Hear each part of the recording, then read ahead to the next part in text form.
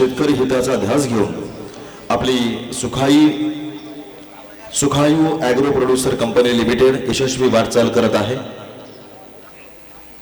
या निमित्ताने बोधेगाव आणि पंचक्रोशीतील शेतकऱ्यांसाठी आयोजित केलेला भव्य शेतकरी मेळावा आणि या शेतकरी मेळाव्याच्या निमित्ताने आपण खास शेतकरी बांधवांसाठी वेगवेगळ्या सुविधा ज्या मोबाईल ॲपमध्ये असणार आहेत असा हा व्यंकटेश उद्योग समूह आपल्या जिल्ह्यातच नाही राज्यातच नाही तर संपूर्ण देशभर व्यापक प्रकारे शेतकऱ्यांसाठी एक चळवळ ज्यांनी उभी केलेली आहे असा व्यंकटेश उद्योग समूह आणि या उद्योग समूहाच्या सुखायू शेतकरी सुविधा केंद्रामध्ये मी सगळ्या शेतकरी बांधवांचं स्वागत करतो। हॅलो चेक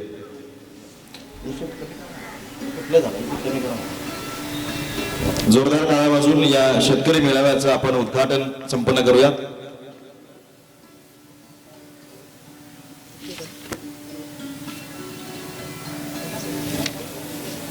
काहीतरी छानसं असं संगीतमय जर याची सुरुवात झाली तर बरं होईल। साऊंड ऑपरेटर महाराज विनंती आहे की आपण मध्ये मध्ये जरा संगीताची पखरण या कार्यक्रमामध्ये करावी।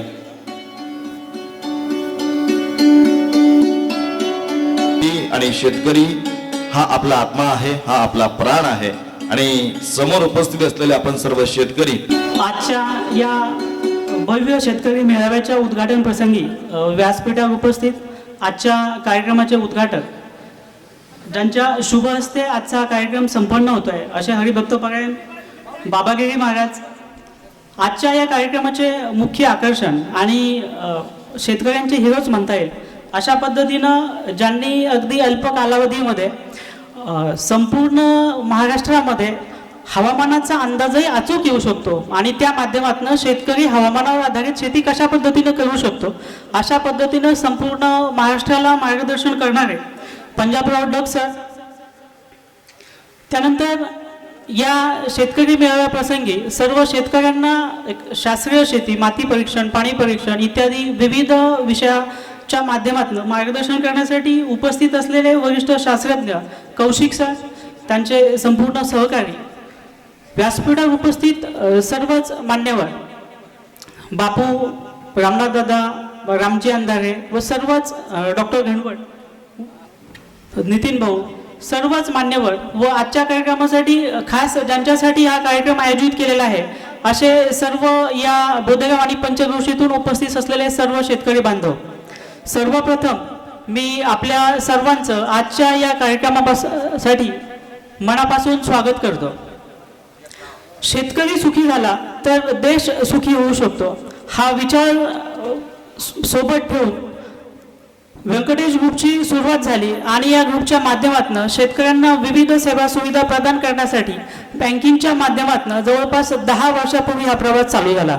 म्हणजे 2011 मध्ये मातोश्री पतसंस्थेच्या माध्यमातून हा सुरुवात झालेला प्रवास, त्यानंतर व्यंकटेश मल्टीस्टेट आणि आज आपण जवळपास 350 कोटीचा व्यवसाय आणि जवळपास 2 लाख खातेदार, याच्यामध्ये पण जवळपास 95% शेतकरी सभासद अशी या पद्धतीची एक अर्थसंस्था चालवत असताना त्यांना शेतीच्या माध्यमातूनही व्यवस्थित मार्गदर्शन झालं पाहिजे आणि ज्या शेतकऱ्यांचे ज्वलंत प्रश्न आहेत, ज्या अडचणी आहेत त्याच्यावर पण वाचा फोडता आली पाहिजे, त्याच्यातनंही काहीतरी व्यवस्थित करता आलं पाहिजे। म्हणूनच या लॉकडाऊनच्या काळामध्ये सुखायू ॲग्रो प्रोड्युसर कंपनीच्या माध्यमातून या सुखायू सुविधा केंद्राची स्थापना झाली आणि त्या माध्यमातून शेतकऱ्यांना व्यवस्थित मार्गदर्शन करण्यासाठी आणि त्या माध्यमातून शेतकऱ्यांचा विकास कशा पद्धतीने होईल हे सर्व करण्यासाठी हे सुखायू सुविधा केंद्र सातत्यानं कार्यरत आहे। पण या लॉकडाऊनच्या कालावधीमुळे हा तसा पाहिलं तर पहिलाच एक कार्यक्रम आहे की ज्या माध्यमातून आपल्याला सुखायू केंद्राची खऱ्या अर्थानं माहिती होणार आहे। पण तरीही अगदी या लॉकडाऊनच्या कालावधीमध्ये पण या ठिकाणी जवळपास 1000 पेक्षा अधिक या ठिकाणी शेतकरी सभासद सुखायू सुविधा केंद्राशी जोडले गेलेले आहेत। आपण सातत्यानं म्हणतो शेतकरी हा जगाच्या अर्थव्यवस्थेचा कणा आहे, भारताच्या अर्थव्यवस्थेचा कणा आहे, पोशिंदा आहे। असं सगळं असताना आपण सातत्यानं पाहतोय की शेतकऱ्यांच्या अडचणी संपताना काही दिसत नाहीये। नुकतंच आपल्या पंचायत समिती सभापती सन्माननीय क्षितिज भैया घुले यांचंही या ठिकाणी आगमन झालेलं आहे. या संपूर्ण सुखोयोग केंद्राच्या वतीनं मी त्यांचं मनापासून स्वागत करतो. आज हा कार्यक्रम या ठिकाणी आयोजित करण्याचा जो काही मुख्य उद्देश आहे, आपल्याला सगळ्यांना माहिती आहे की म्हणजे हवामानाचे अंदाज कितीतरी चुकतील, पण पंजाबराव डग साहेबांनी सांगितलेला अंदाज हा कधीच चुकणार नाही. आणि हाच अंदाज आपण आजच्या या कार्यक्रमाच्या माध्यमातून समजून घेणार आहोत. आणि त्या माध्यमातून या पुढच्या काळामध्ये आपल्याला कशा पद्धतीनं मार्गदर्शन उपलब्ध करून घेता येईल याचंही संपूर्ण काम या ठिकाणी सातत्यानं केलं जाणार आहे. हे सगळं होत असताना आपल्याला आजच्या या कार्यक्रमामध्ये दुसरा एक कार्यक्रम म्हणजे सुखायू मोबाईल ॲपचे उद्घाटन करायचं आहे. त्याचाही जो उद्देश आहे म्हणजे शेतकऱ्यांना एक अद्ययावत माहिती सातत्यानं आपल्यापर्यंत पोहोचली पाहिजे. आणि त्या माध्यमातून म्हणजे अगदी हवामान असेल, आता तर मी पंजाबराव डग साहेबांना ती विनंती करणार आहे की आपण जे हवामानाचे अंदाज संपूर्ण महाराष्ट्राला पुरवत आहात तेच अंदाज व्हॉट्सअप आणि फेसबुकच्या माध्यमातून तर व्हायरल होतच आहेत, पण सुखायू आजचं जे काही ॲप आहे हे ॲप आपण शेतकऱ्यांसाठी सुरू केलेलं आहे. आणि आपण परवानगी दिली तर आपल्या हवामानाचे अंदाज या ॲपच्या माध्यमातून आम्ही लाखो शेतकऱ्यांपर्यंत पोहोचू. जवळपास या व्यंकटेश परिवाराचे 2 लाख सभासद आहेत आणि आम्ही सातत्यानं दररोज त्यांच्या संपर्कात असतो. आपली परवानगी मिळाली की आम्ही त्या ॲपच्या माध्यमातून आज उद्घाटन झाल्यानंतर अगदी उद्यापासूनच ही सुविधा आपल्या संपूर्ण शेतकऱ्यांसाठी सुरू करणार आहोत. कारण आमचं ते ब्रीदच आहे की शेतकरी सुखी तर संपूर्ण देश सुखी. आणि हे सगळं करण्यासाठी जे जे करता येईल ते करायचं आहे. अगदी आपण आजारी पडलो तर आपण डॉक्टरांकडे जातो आणि त्या पद्धतीने आपण वेगवेगळे उपचार घेत असतो. पण शेतकऱ्यांच्या बाबतीत, शेतीच्या बाबतीत ही परिस्थिती उलटी आहे. शेती करायची असेल तर त्या भागामध्ये जे पीक आहे तेच पीक लावायचं आहे. खतामध्ये म्हणजे 10-26-26 काय असतंय, नेमकं 20-20-20 काय असतंय, हे घटक कोणते आहेत, NPK म्हणजे काय, नायट्रोजन काय, फॉस्फरस काय, सल्फर काय, याची बऱ्यापैकी माहिती ही शेतकऱ्यांकडे उपलब्ध नसते. काही प्रगतशील शेतकरी ते नक्कीच काम करतात, पण या माध्यमातून आम्हाला या सुखायू केंद्राच्या माध्यमातून, मोबाईल ॲपच्या माध्यमातून ही सगळी माहिती शेतकऱ्यांना सातत्यानं अपडेट करायची आहे. हे सगळं करत असताना सातत्य आम्ही वेगवेगळे उपक्रम व्यंकटेशच्या माध्यमातून राबवतोय. आत्तापर्यंत शेतकरी मार्गदर्शनपर शिबिरं वेगवेगळ्या ठिकाणी घेऊन, जिथं डाळिंब उत्पादक शेतकरी आहेत त्यांच्यासाठी ते मार्गदर्शन असेल, कुठं रेशीम शेती असेल तर तिथं ते मार्गदर्शन असेल, असे सगळे उपक्रम आम्ही सातत्यानं राबवतोय. आणि हे सगळं होत असताना टप्प्याटप्प्यावर पुढेही जातोय. आता म्हणजे आपला बोदेगाव पंचक्रोशीचा परिसर बघितला तर दरवर्षी आपल्यावर दुष्काळाचं संकट होतं, दुष्काळानं शेतीचे हाल होत होते. ह्या वर्षी मात्र ओला दुष्काळाची आपली परिस्थिती आहे, त्यामुळे शेतकऱ्यांचे हाल आहेत. म्हणजे हे हाल काही संपत नाही आहेत.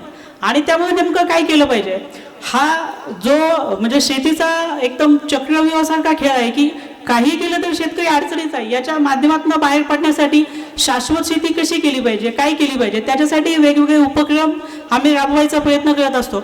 अगदी त्याचाच एक भाग म्हणून आम्ही आता एका ठिकाणी मत्स्य शेतीचा उपक्रम राबवत आहोत की ज्या ठिकाणी दुष्काळी परिस्थितीमध्ये शेतकऱ्यांना शेतीला आवश्यक असलेलं पाणी पण कसं उपलब्ध होईल आणि त्या माध्यमातून एक अतिरिक्त उत्पन्न कसं चालू राहील, या माध्यमाचा प्रयत्न यावर्षी आम्ही केलेला आहे. आणि हा उपक्रम यशस्वी झाला तर पुढच्या वर्षीपासून अगदी शेतकऱ्यांना अर्थपुरवठा करून त्या संदर्भातलं मार्गदर्शन करून त्यांना उभं करण्याचं काम व्यंकटेश सगळा ग्रुप हा करणार आहे. हे सगळं होत असताना शेतकऱ्यांसाठी अगदी कर्जाच्या सुविधाही आम्ही सुरू केलेल्या आहेत. अगदी कालची आनंदाची गोष्ट सांगायची म्हटलं तर मागच्या वर्षी आपण या ठिकाणी शासकीय तूर खरेदी केंद्र सुरू केलं होतं, पण मागच्या वर्षी कदाचित शेतकऱ्यांच्या सुदैवानं मार्केट रेट हे FRP पेक्षाही जास्त होते आणि त्यामुळं ते हमीभाव आम्ही म्हणजे मार्केट प्रॅक्टिस म्हणून चालू करू शकलो नव्हतो.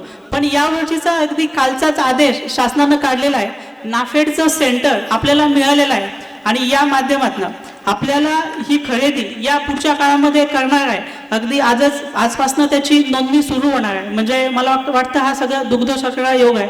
आजचा आपण डग साहेबांचा कार्यक्रम घेतोय आणि त्या कार्यक्रमाच्या अगदी 1 दिवस अगोदर आपण ज्या शेतकऱ्यांना वेगवेगळ्या सुविधा सुरू करायच्या म्हणतोय तर त्याच्याचाच एक जो काही भाग होता की एक हमी भाव त्यांना भेटला पाहिजे, तर या पद्धतीचा उपक्रम आपण राबवत आहोत.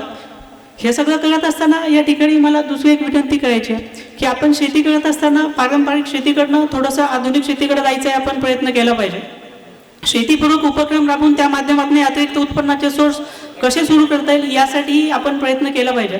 त्यासाठी व्यंकटेश ग्रुपमध्ये जे व्यंकटेश फाउंडेशन आहे आणि त्यांचा जो उद्योग क्रांती उपक्रम आहे की आपल्याला व्यवसाय सक्षम बनवण्यासाठी, उद्योगपूरक बनवण्यासाठी अगदी मार्गदर्शनापासून तर अर्थसहाय्यापर्यंत आणि बाजारपेठ उपलब्ध करून देण्यापर्यंत अशा सगळ्या गोष्टी या ठिकाणी उपलब्ध करून आपल्याला द्यायच्या आहेत. पंजाबराव अडक साहेबांच्या बाबतीत अगदी सांगायचं म्हटलं तर म्हणजे बोले तैसा चाले त्याची वंदावी पावले. अगदी आत्ता आम्ही मगाशी चर्चा करत होतो आणि त्यांनी सांगितलं की मी ज्या पद्धतीनं अंदाज सांगतोय तर तो अंदाज सातत्याने खरा ठरतोय. अगदी वेळेवर पाऊस पडतोच. तर तोच अनुभव म्हणजे इथं कार्यक्रमाला यायचं तर अगदी 9:30ला ते इथं आहेत, पण शेतकरी उशीर असल्यामुळे आपल्याला कार्यक्रम थोडासा उशिरा चालू करावा लागला. त्यामुळे मी डग साहेबांची दिलगिरी व्यक्त करतो आणि पुन्हा एकदा आलेल्या सर्व मान्यवरांचे, सर्व शेतकऱ्यांचे आभार मानून या ठिकाणी माझं थोडंसं लांबलेलं प्रास्ताविक थांबवतो. धन्यवाद. धन्यवाद चेअरमन साहेब. व्यासपीठावर विराजमान सगळ्या मान्यवरांचा सन्मान करणं हे आपलं कर्तव्य आहे. व्यंकटेश उद्योग समूहाच्या वतीने आणि उपस्थित सर्व शेतकरी बांधवांच्या वतीने व्यासपीठावरील मान्यवरांचा आपण सन्मान करूयात. मी विनंती करतो श्री क्षेत्र काशी केदारेश्वर संस्थानचे हरिभक्त परायण महंत बाबागिरी महाराज यांना आपल्या सत्काराचा आपण स्वीकार करावा आणि संस्थापक चेअरमन माननीय अभिनाजी शिंदे सर यांना विनंती करतो की त्यांनी महाराजांचा सत्कार आपल्या शुभ हस्ते करावा.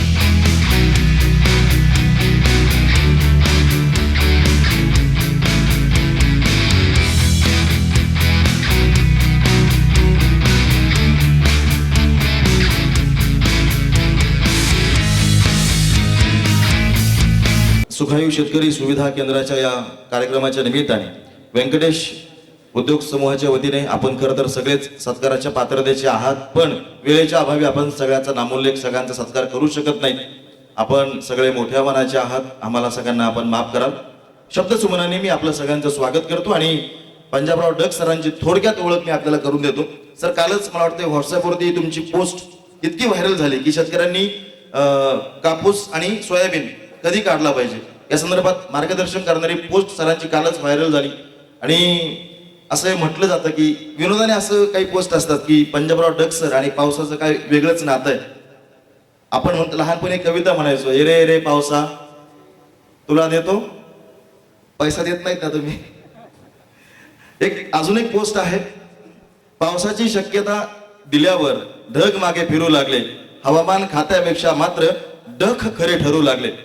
पाऊस येईल म्हटलं की मन भिजू लागलं, पाऊस येईल म्हटलं की मन भिवू लागलं, पंजाबरावचं बोलणं भविष्य ठरू लागलं, पंजाबरावचं बोलणं भविष्य ठरू लागलं. परभणीतल्या मराठवाड्यातीलच सर आहेत. नैसर्गिक संकेताच्या आधारे मागील 20 वर्षांपासून पावसाचा अचूक अंदाज ते व्यक्त करतात. 1995 पासून त्यांच्या वैयक्तिक पातळीवर आणि विविध माध्यमातून त्यांनी अभ्यास करत हे सगळं यश संपादन केलेलं आहे आणि राज्यस्तरीय शासकीय समितीवर सरांची लवकरच निवड होणार आहे. शेतकऱ्यांचं जीवनमान उंचावणं, माझा शेतकरी राजा मोठा झाला पाहिजे, माझा शेतकरी राजा समृद्ध झाला पाहिजे, ही प्रामाणिक भावना माननीय पंजाबराव डग सरांची आहे. मी व्यंकटेश उद्योग समूहाच्या वतीने पुन्हा एकदा आपल्या सगळ्यांना विनंती करतो की डग सरांसाठी एकदा जोरदार टाळ्या वाजून त्यांचा करूया.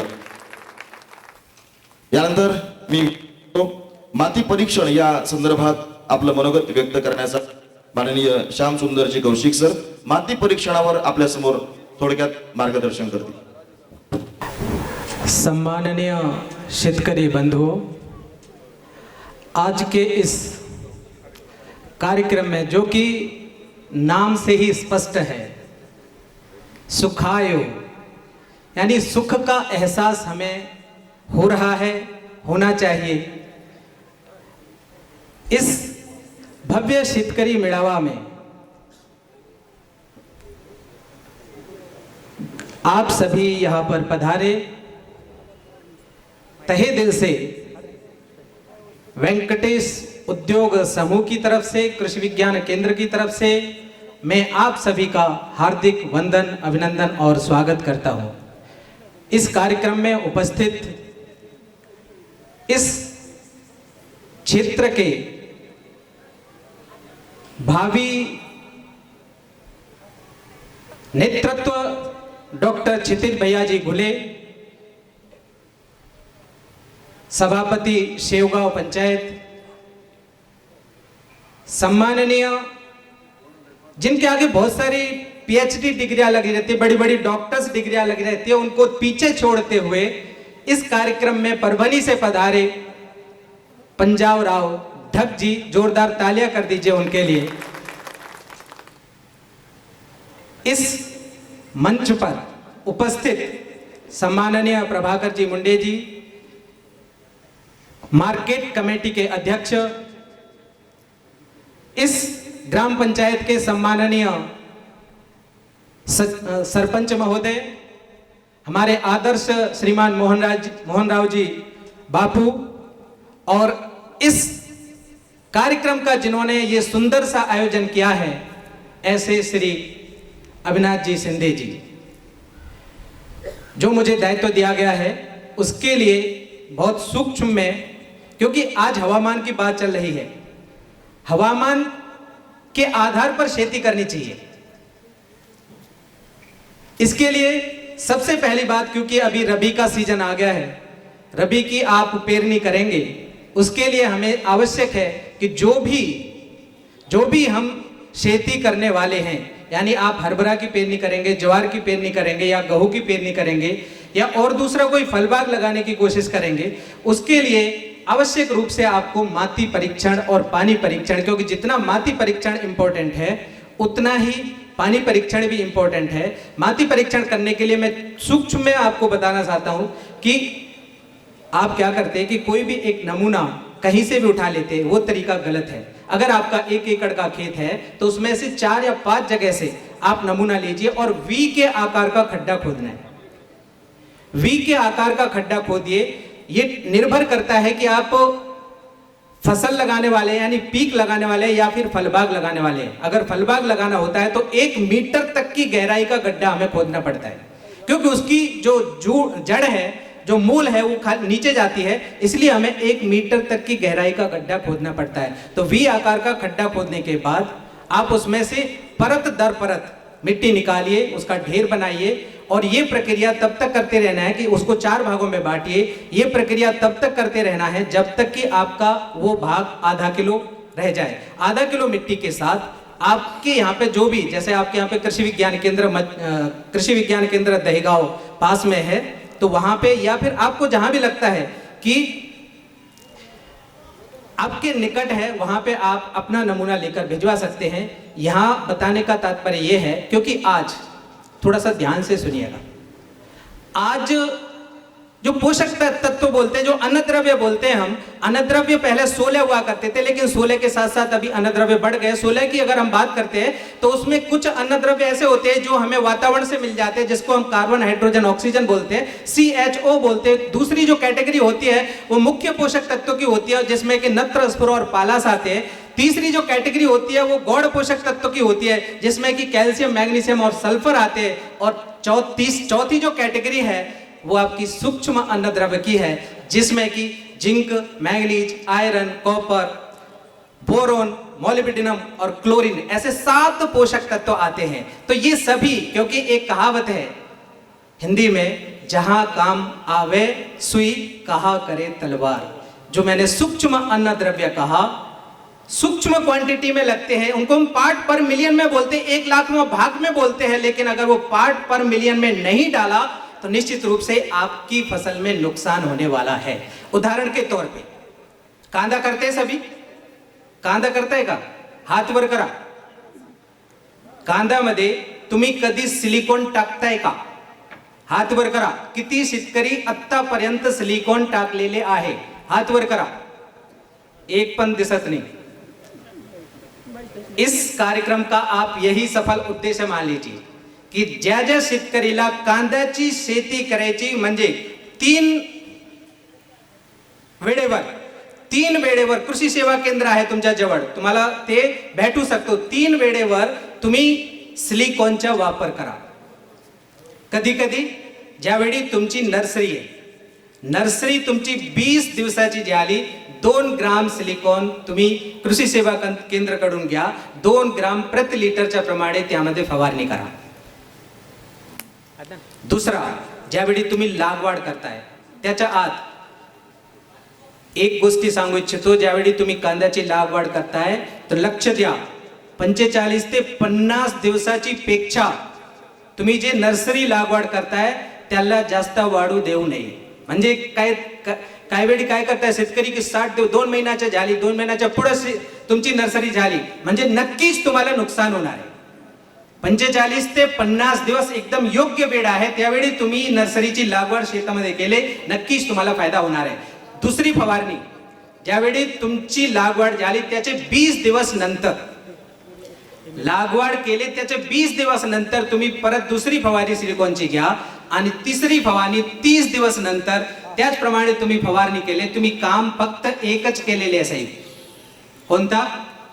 फक्त सिलिकॉनची फवारणी केलेली आहे. आणि फायदा काय होणार आहे तुम्हाला? तुम्ही ज्यावेळी साठवण करताय, ज्यावेळी तुम्ही साठवण करताय तुमच्या कांदा उगतो का? उगवण होती का? हो या नको मोडा. उगवण होती का? हात वर करा. उगवण होती ना? तुम्हाला उगवण नको पाहिजे म्हणजे तुम्ही सिलिकॉनची फवारणी करा. दुसरा, त्यामध्ये तुम्ही साठवण केले तर सडतो का? कांदा तुमचा सडतो का? तुम्हाला म्हणजे सड़ना नहीं देना है, इसका मतलब आप सिलिकॉन की फवारणी करिए. एक और बात आप ध्यान रखिए. देखिए बहुत वक्त ज्यादा है, मैं सूक्ष्म में एकदम टू दी पॉइंट बात करूंगा.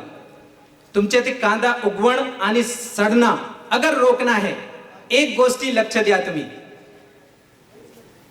जेवढी तुम्हाला नत्र खतांचा वापर करायची 2 महिन्याच्या आत करून द्या.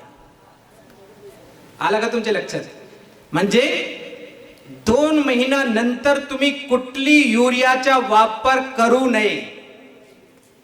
युरियाचा वापर केले म्हणजे नक्कीच तुमच्या जे कांदा आहे ते सडणार आहे, त्यामध्ये उगवण होणार आहे.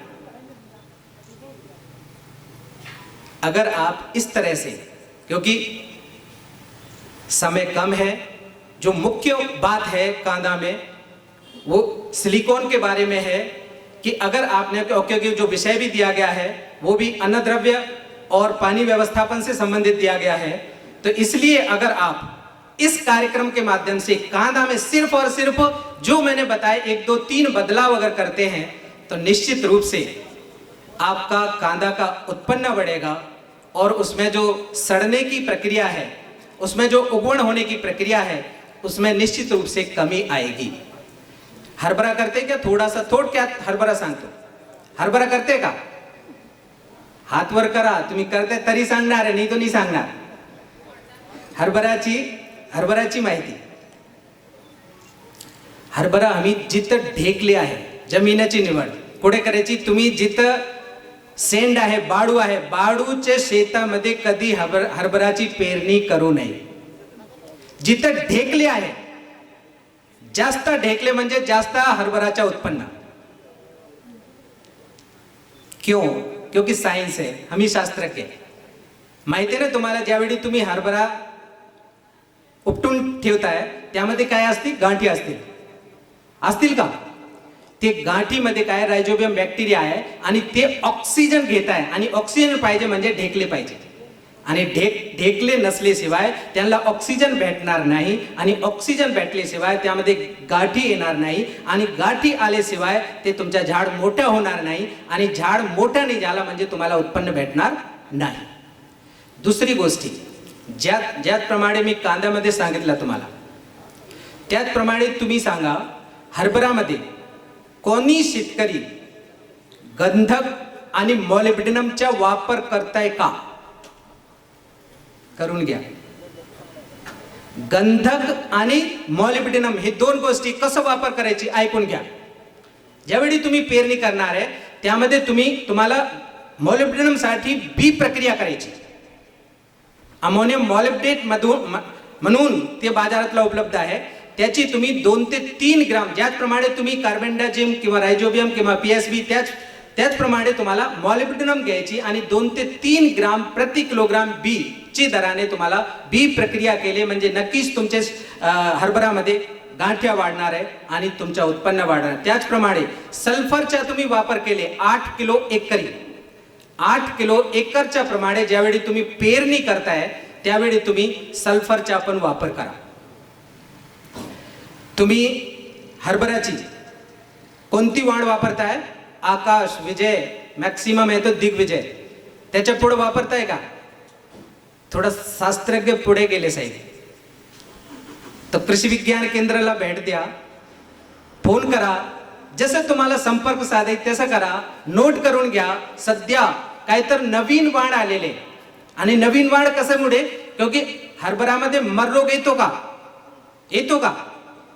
तर मर रोग साठी नंतर हरभरामध्ये काय येते? आडी येते. येते का? मी खर म्हणू राहिलो की खोट्या म्हणू राहिलो? येते की नाही? हा हो या नको म्हणा ना, काय तर हात वर करा. ठीक आहे. तो 2 गोष्टी करा तुम्ही.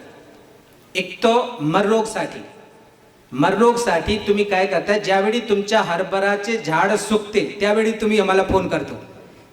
चूक झाली साहेब, थोडा आत करा, आत्ता वेळ आहे. तुम्ही हरभराची पेरणी केलेली ना सध्या, आता करायची ना हरभराची पेरणी. एकदम वेळेवर हे प्रशिक्षण झालेलं आहे, मेळावा एकदम वेळेवर झालेला आहे. ह्या मेळाव्याचा तुम्हाला खर फायदा होणार आहे. तर त्याच्यासाठी तुम्ही ट्रायकोडर्मा म्हणून कल्चर बाजारातला आहे. ट्रायकोडर्मा विर्डी आणि ट्रायकोडर्मा हर्जानियम हे 2 कल्चर तुमचे मार्केटमध्ये आहे. तर ते कुठला कल्चर तुम्ही घ्या आणि त्याच्या 25 ग्राम प्रति किलोग्राम बी ची दराने तुम्ही त्याची बी प्रक्रिया करा, किंवा ते लिक्विड मध्ये पण आहे. तो लिक्विड मध्ये करायची म्हणजे 10 ml प्रति किलोग्राम बी ची दराने तुम्ही त्याची बी प्रक्रिया केले, नक्कीच तुमच्या शेतामध्ये मररोग येणार नाही. दुसरा,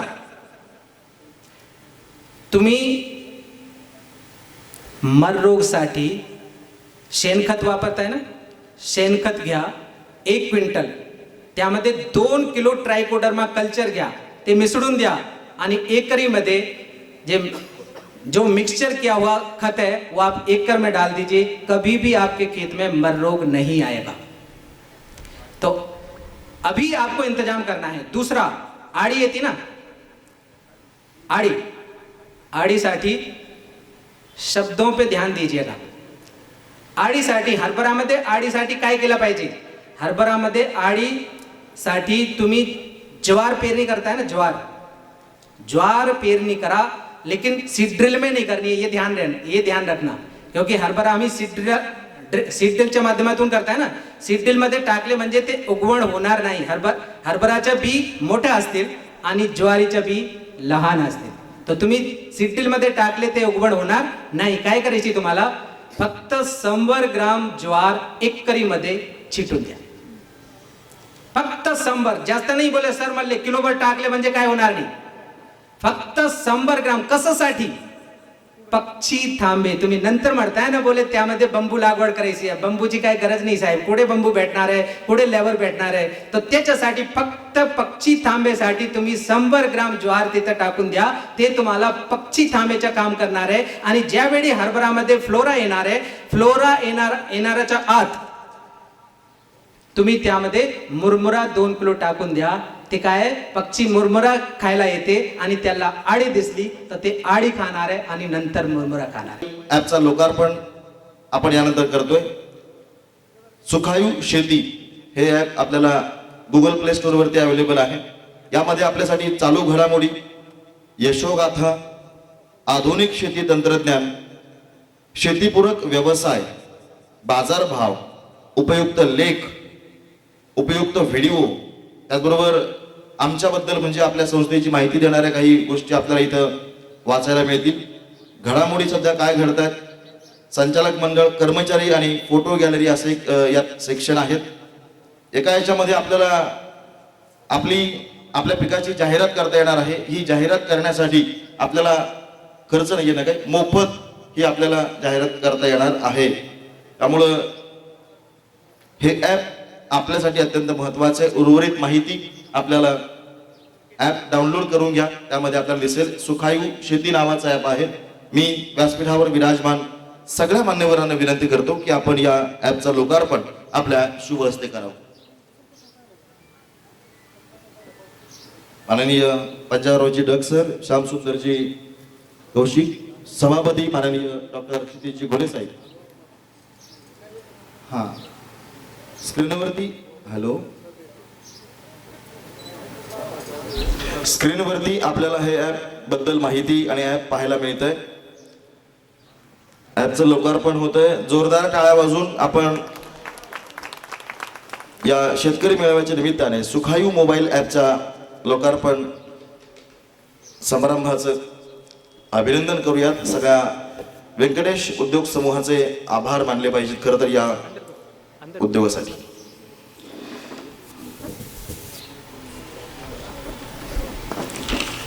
धन्यवाद, मान्यवरांचे आभार. त्याचबरोबर आणखी एक महत्त्वाची गोष्ट आपल्या शेवगाव तालुक्यासाठी अत्यंत महत्त्वाची आहे ती म्हणजे आपल्याला मूग, सरांनी सांगितलं, शिंदे सरांनी, मूग, उडीद, सोयाबीन शासकीय हमीभाव खरेदी केंद्र हे अहमदनगर जिल्ह्यामध्ये जे काही 10 झालेले आहेत त्या शेवगाव तालुक्यात ते झालेलं आहे ते आहे एकमेव. आणि ते कालच मला वाटतं घटस्थापनेच्या दिवशी आपल्याला त्याची परवानगी मिळालेली आहे. आजच्या दिवसासाठी ही गोष्ट आपल्यासाठी अत्यंत आनंदाची आहे. तर एक शेतकऱ्याची प्रातिनिधिक स्वरूपामध्ये आपण नोंदणी करतोय. मी विनंती करतो अमोल बामदळे यांना, त्यांनी व्यासपीठावर यायचं. माननीय अमोलजी बामदळे, शेतकरी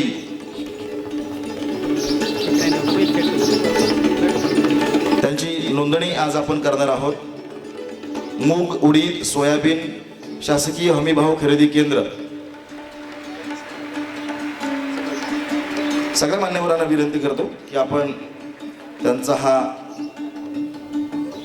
प्रस्ताव आहे, अर्ज आहे, त्याचा स्वीकार करावा. आणि माननीय सभापती क्षितिजी घोले साहेबांना विनंती करतो की आपण या शेतकऱ्याचा सत्कार करावा. प्रातिनिधिक स्वरूपामध्ये माननीय अमोलजी बामदळे या शेतकऱ्याची नोंदणी आपण केलेली आहे. या शासकीय हमीभाव खरेदी केंद्राच्या संदर्भात माननीय सभापती महोदयांच्या शुभ हस्ते व्यंकटेश उद्योग समूहाच्या वतीने सरांचं मनपूर्वक स्वागत आणि आभार. कार्यक्रमाचे प्रमुख पाहुणे शेवगाव पंचायत समितीचे सभापती सन्माननीय डॉक्टर क्षितिज भैया घुले यांना विनंती करतो उपस्थित शेतकरी बांधवांशी आपण संवाद साधावा. या शेतकरी मेळाव्याच्या निमित्ताने आपलं मनोगत आपण व्यक्त करावं. आज आपल्या बोदेगाव पंचकृषी इथे व्यंकटेश ग्रुपच्या माध्यमातून आयोजित शेतकऱ्यांसाठी विशेष मार्गदर्शन कार्यक्रमासाठी ज्यांची आपण गेल्या 5 ते 6 महिन्यांपासून व्हॉट्सॲप व सोशल मीडिया वर अनेक मेसेजेस बघत आहोत आणि आतुरतेने ज्यांना समक्ष भेटण्यासाठी आपण वाट बघत होतो असे माणसातील खऱ्या अर्थाने शेतकरी स्वतः जे शेती करतात आणि ज्यांचं सर्व हवामानाचे अंदाज हे खरे ठरतात अशा आपल्या सर्व शेतकऱ्यांचे मार्गदर्शक आदरणीय श्री पंजाबरावजी डग साहेब या कार्यक्रमासाठी उपस्थित आदरणीय श्री गिरी महाराज, व्यंकटेश ग्रुपचे श्री अभिनाथजी शिंदे. खऱ्या अर्थाने आजचा जो कार्यक्रम आहे हा शेतकऱ्यांचा कार्यक्रम आणि शेतकऱ्यांचे या ठिकाणी डग साहेब अनेक प्रश्न आमच्या या बोदेगाव परिसरात आहेत. खरं सांगायचं तर महाराजांना माहिती आहे की आपला जो परिसर आहे हा खऱ्या अर्थाने मराठवाड्याला लागून हा परिसर आहे आणि कितीही नाही म्हटलं तरी आमच्या या शेवगाव तालुक्यातल्या पूर्व भागात नगर जिल्ह्याच्या हवामान अंदाजापेक्षा मराठवाड्याचा हवामान अंदाज बापू खरं ठरतं असा अनेक शेतकऱ्यांचा आपला अनुभव आहे. पण खरं तर आता हवामान खात्याकडे बघायचं का नाही बघायचं हा आम्हाला अनेक महिन्यांपासून अनेक वर्षांपासून प्रश्न तयार होतो. कारण शेतकऱ्यांनी हवामान खात्याचा अंदाज बघून पेरणी करायची आणि पावसाची अपेक्षा करायची. आता गेल्या 2 वर्षापासून चांगला पाऊस आहे आम्हाला. आज आपण व्यंकटेश ग्रुप जी मल्टी स्टेट आहे, तर त्यांनी हा कार्यक्रम आयोजित केला. तुमचं विशेष आभार या निमित्ताने मी मानू इच्छितो. अतिशय चांगला कार्यक्रम तुम्ही इथं हाती घेतलेला आहे की शेतकऱ्यांना ज्याचा फायदा होईल, शेतकऱ्यांनी ज्याचं मार्गदर्शन हे बऱ्याच दिवसांपासून अपेक्षित होतं, असा एक बहुमोल कार्यक्रम तुम्ही हाती घेतलेला आहे. मागच्याच 2 वर्षापूर्वी मला आठवतं दादा आपण इथं बोंडअळीचं मार्गदर्शन शिबिर देखील घेतलं होतं. आणि दरवर्षी आपल्या कृषी विज्ञान केंद्राच्या माध्यमातून आपल्या या शेवगाव तालुक्याच्या पूर्व भागात अनेक कार्यक्रम आपण हाती घेत असतो. तर निश्चितच या सर्व कार्यक्रमाचं देखील आपले शेतकरी लाभ घेतात. पण कुठेतरी आमचे शास्त्रज्ञ देखील जिथं कमी पडले तिथं ती उणीव भरून काढायला आज डग साहेब आपण या ठिकाणी आलात. आपलं खूप खूप पुन्हा एकदा मी स्वागत आणि अभिनंदन करतो आणि माझे 2 शब्द संपून आपल्या भाषणाची मी आतुरतेने वाट बघतो. धन्यवाद. आम्हाला आनंद होतोय. बहुतेक 15 दिवसापूर्वी आपण नियोजन सुरू केलं होतं. त्यावेळेला सरांनी आजची तारीख दिली होती आणि तेव्हा सांगितलं होतं की 8 तारखेला दुपारी पाऊस येईल, बरोबर. त्यामुळे सकाळी कार्यक्रम घ्या, पाऊस येणार नाही. गुले साहेबांनी सांगितलं आप आहे बाहेर आहे, मी असं म्हणेल आप आहे बारिश आहे, दुपारी पाऊस येणार आहे. धन्यवाद. असंच मार्गदर्शन आम्हाला करत राहा. सभापती महोदयांनी मोजक्या शब्दामध्ये अत्यंत महत्त्वाचं मार्गदर्शन आम्हाला केलं. खरं तर कार्यक्रमामध्ये ज्यांच्या शुभ हस्ते कार्यक्रम असतो, एक कार्यक्रमात स्टेजवर कोण छोटं कोण मोठं याचाही अभ्यास बऱ्यापैकी होत असतो. पण हा कार्यक्रम राजकीय नाही आहे आणि महाराजांनी स्वतः आम्हाला बोलावून सांगितलं की माझ्या जरी शुभ हस्ते हा कार्यक्रम असला तरी पण मी डग साहेबांच्या आधी थोडक्यात मी आशीर्वादपर बोलणार आहे आणि मग डग साहेब आपल्याला महत्त्वाचं मार्गदर्शन करणार आहेत. तर मी ज्यांच्या शुभ हस्ते आजचा हा कार्यक्रम पार पडला असे आदरणीय महंत बाबागिरी महाराज आपल्याला विनंती करतो की आपण या कार्यक्रमाच्या निमित्ताने आशीर्वादपर आपलं मनोगती व्यक्त करा.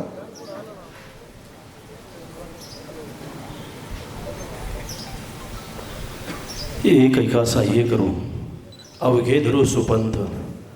श्रीमंत श्री जगद्गुरु तुकोबरायांच्या या वचनाप्रमाणे खऱ्या अर्थाने पहिल्यांदा मी व्यंकटेश समूहाचं श्री क्षेत्र काशी केदारेश्वर संस्थांच्या वतीने अगदी मनापासून त्यांना शुभाशीर्वाद आणि त्यांच्याविषयी सद्भावना व्यक्त करतो. त्याचं कारण एक पतसंस्था स्वतःच्या स्वार्थासाठी कार्य न करता त्याच्यामध्ये परार्थही साधलेला आहे. मानवी जीवन जगत असताना मानवी जीवनामध्ये दोन्ही अंग असावीत, एक स्वार्थ आणि दुसरा परार्थ. स्वार्थ साधत साधत जर आपण परार्थ केला तर खऱ्या अर्थाने ते जगणं आहे. आणि इतका सुंदर उपक्रम व्यंकटेश मल्टिपल निधीने हा आयोजित केलेला आहे.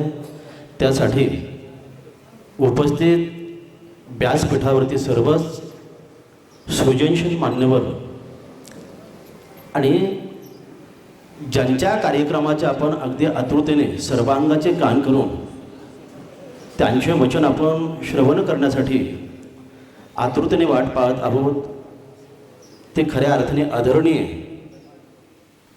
पंजाबराव डग साहेब.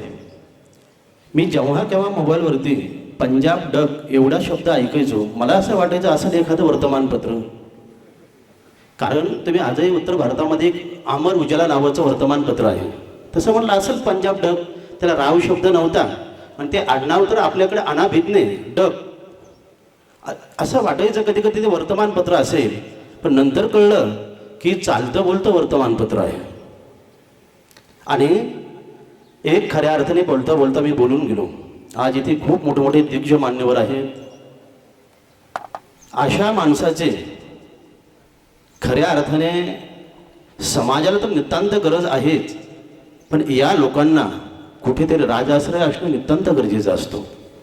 परंतु मला वाटतं अशा लोकांना लवकर राजाश्रय मिळत नाही. त्याचं कारण त्यांचे नुकसान होईल ना. कोट्यावधी रुपयाचे पॅकेज द्यायचं कोणाला? इतक्या चांगल्या लोकांना जर वरती घेतलं तर हा अमाप पैसा द्यायचा कोणाला? म्हणून इतक्या चांगल्या लोकांना लवकर संधी मिळत नसते. शासनाने मला तर वाटतं आज खूप मोठमोठे मान्यवर आहेत ज्या क्षेत्रामध्ये ते काम करतात. राजकीय क्षेत्रातील दिग्गज मान्यवरांच्या उपस्थितीमध्ये मला सांगावंसं वाटतं, खऱ्या अर्थाने पंजाबराव डगांना अशा एक विभूती आहे. यांना शासनाने वरती हवामान तज्ज्ञांकडनं नक्कीच नियुक्त करणं गरजेचं आहे, पण हे घडणार नाही. मी आज ईश्वराला एक प्रार्थना करेल पुन्हा, डग साहेबांना जसा हवामानाचा अंदाज कळतो तसं डग साहेबांना ईश्वराने आणखी सद्बुद्धी द्यावी, आणखी चांगलं बुद्धी द्यावी की त्यांना शेतकऱ्यांच्या कुठल्या पिकाला कधी चांगला भाव मिळेल याचाही अंदाज त्यांना लागावा. शोकांतिका साहेब मी सांगेल, मागच्या 15 दिवसापूर्वी महिन्यापूर्वी आम्ही जेव्हा त्या उडदाला भाव विचारला 6.5-7 पर्यंत भाव होता. 15 दिवसामध्ये लगेच तो 4.5-4 पर्यंत भाव येतो. कारण काय बरं? हा प्रश्न कधी कोणी कोणाला विचारेल का? मी दररोज मोबाईलवरती वर्तमानपत्र वाचायची सवय आहे. मी सोन्याचे भाव दररोज पाहतो, म्हणजे घेण्यासाठी नव्हे, मला घ्यायचं नाही, देणारे लोक आम्हाला पुष्कळ असतात. दररोज भाव पाहतो सोन्याचा भाव अवघा 50 रुपये 60 रुपये, एकदा तर 70 रुपयाने कमी झालेला पाहिला मी, अवघा 70 रुपयाने. कधी सोन्याचा भाव 2 आणि 2.5-3 हजारांनी कमी झालेला कधीच पाहिला नाही. आमच्या शेतकऱ्यांच्या मालाचा भाव लगेच 2-2, 3-3 हजारांनी 15 दिवसामध्ये कमी काय होतो? हा प्रश्न आम्हाला कधी कोणी विचारला? आम्ही कोणाला विचारू शकतो? ही मनातले माझ्या खतखत, मीही शेतकरीच आहे, असे माझ्यासारखे माझे अनेक बांधव तळागाळातील लोकांपर्यंत आम्हाला जाण्याचा प्रसंग त्यावेळेस कळतं त्यांची शोकांतिका, त्यांची मानसिकता काय असते. हमी भाव जातो कुठं हा हमी भाव? या शेतकऱ्यांचं 2 वर्षापासून कोरोनानं केलं अतोनात नुकसान, आणि पुन्हा या वर्षी अतिवृष्टी, या अतिवृष्टीनं झालेला पुन्हा शेतकऱ्यांना खूप मोठा फटका बसतोय. क्षितिज भैया म्हटले, क्षितिज भैया अनुदान नका देऊ, पण ज्यांनी विमा भरला मागील वर्षी त्यांचा प्रामाणिकपणा विमा द्यायला तुम्हीच लावाच. इथल्या जवळजवळ 199% शेतकऱ्यांनी मागील वर्षी विमा भरलाय ना, मागील वर्षी भरलाय, याही वर्षी विमा भरलाय. आमच्या हक्काचा पैसा शेतकऱ्यांना द्या. मी या शुद्ध भावनेने अगदी स्टेजवरून मागतोय, मागणी मागतोय, खरोखर मनातून बोलतोय मी तुमच्याशी. वैयक्तिक मला बोलता येणार नाही, कारण मी माझं क्षेत्र वेगळं पडतंय ना, माझं क्षेत्र वेगळं आहे, धार्मिक क्षेत्र आहे. आम्ही जर वेगळ्या क्षेत्रात जर हस्तक्षेप केला तर आम्हाला कुठं तर तो गालबोट लागते. पण ओपन मी बोलतो तुमच्याशी सर्वांची, शेतकरी बांधव म्हणून या नात्याने. म्हणून आज खऱ्या अर्थाने आपल्याला शेतकऱ्यांची हितगोज साहेबांनी खूप सुंदर सांगितलं. ते शास्त्रज्ञ आहे. आमचेही शेतकरी पूर्वी खूप मोठे शास्त्रज्ञ होते, पण आम्ही विज्ञानाच्या नादी लागलो, आणि विज्ञानाच्या नादी लागून आमच्या अध्यात्माबरोबर आमचे नैसर्गिक शेतीची आम्ही हानी करत गेलो. त्याचं दुसरं कारण आहे, आमचं उत्पादन आम्हाला डबल करायचं, तेही गरजेचं आहे. आम्हाला दोन्ही गोष्टीचा समन्वय साधायचा, अध्यात्म, विज्ञान आणि आमची जुनी संस्कृती, या दोन्हीच्या समन्वयामधून आम्हाला पुढे जायचं. आणि खऱ्या अर्थाने मला सांगावं असं वाटतं, डग साहेब, आपण या मातीशी नाळ जोडलेले आपण, आणि या मातीशी घट्ट आपले पाय आहात, असा एक आवल्या आहात. आणि बोलता बोलता बापू ते बोलून गेले, महाराज मला एक असं प्रयोगशाळा बनवायची का ज्या प्रयोगशाळेमधून मी महाराष्ट्रातील नव्हे तर समस्त भारतवर्षातील जनतेला तिथपासून माझा संदेश देईल. पण मला आर्थिक बाजू माझी कमकुवत आहे. डग साहेब कधी सांगा, आमच्यासारखे भिकारी सुद्धा तुमच्या धुळीमध्ये पैसे टाकतील, आणि आमच्या बोधेगावकरांच्या परिसरात कधी आवाज द्या, आम्ही 5-5 रुपये जरी दिले तर नक्की आपली प्रयोगशाळा यशस्वी होईल आणि समृद्ध होईल. कारण जे माणसं लोकांसाठीच आपलं आयुष्य जगतात, खऱ्या अर्थाने ते जगणं असतं. आणि मला वाटतं लोकांच्या मनामध्ये तुमचे मंदिर उभे राहतील. मागे मी कुठेतरी सांगितलं, एक सुंदर महापुरुषांचं वाक्य आहे, डग साहेब तुमच्यासाठी नक्की मी सांगेल, ये जरूरी नहीं हर रोज इंसान मंदिर जाए, ये जरूरी नहीं हर रोज इंसान मंदिर जाए, कर्म ऐसा होना चाहिए इंसान जहां भी जाए वहां मंदिर बन जाए. एवढी तुमच्याविषयी शुभकामना प्रार्थना व्यक्त करतो. आणि आज आपला डग साहेबांचं मनोगत ऐकायचंय. म्हणून पुनश्च एकदा मी सुखायू या आपच्या लोकांपण या प्रसंगाच्या निमित्ताने उपस्थित सर्व सज्जन मान्यवर आणि डग साहेबांचंही मी श्री क्षेत्र काशी केदारेश्वर संस्थानच्या वतीने पुनश्च एकदा अभिनंदन करतो आणि शुभकामना व्यक्त करतो.